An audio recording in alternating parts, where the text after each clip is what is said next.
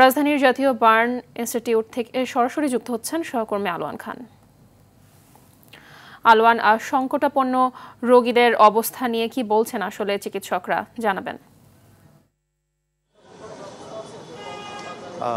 Mahbuba, burn ইনস্টিটিউটে milestone school এবং কলেজের যে শিক্ষার্থীরা ভর্তি আছে তাদের সংখ্যা ৩৬ জন এবং যারা সংকটাপন্ন আছে যে চারজনের বিষয়ে হচ্ছে কিছুক্ষণ আগে এখানে একটি বৈঠক হয়েছে। বৈঠকের কি সিদ্ধান্ত হয়েছে সেই সিদ্ধান্ত আমরা এখন পর্যন্ত জানতে পারিনি।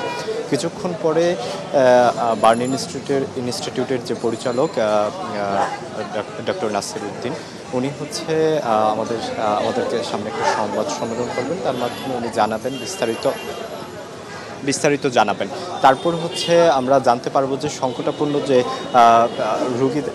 রোগীরা আছে তাদের সম্পর্কে আসলে কি সিদ্ধান্ত নিয়েছে আমরা সে সম্পর্কে জানতে পারবো। এবং আমরা যে আরেকটা বিষয় আমরা জানতে পেরেছি সেটা হচ্ছে গতকালকে পর্যন্ত আমরা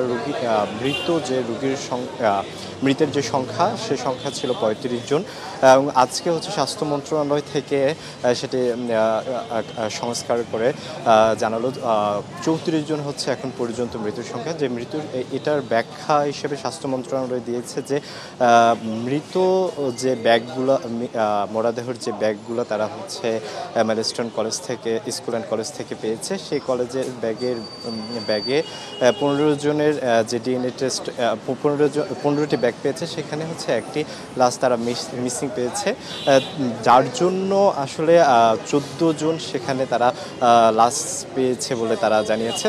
সেই হিসেবে অনুযায়ী এখন পর্যন্ত 34 জন মৃতের সংখ্যা তারা আজকে দাবি করেছেন। আর যেই বাকি 35 জনের 36 জন যে শিক্ষার্থী এখন বর্তমানে অথবা দগ্ধকৃত রোগীরা বর্তমানে বার্ন ইনস্টিটিউটে আছে তাদের ভিতরে হচ্ছে 10 জন হচ্ছে সংকট কাটিয়ে অথবা কিছুটা সুস্থের দিকে গিয়েছে এবং তাদেরকে এই সপ্তাহের মধ্যে তাদেরকে ধীরে ধীরে পর্যায়ক্রমে তাদেরকে রিলিজ দেওয়া হবে হাসপাতাল কর্তৃপক্ষ, সেটা আমাদেরকে জানিয়েছে। মাহবুবা, এই ছিল জাতীয় বার্ন ইনস্টিটিউট থেকে। ধন্যবাদ আপনাকে।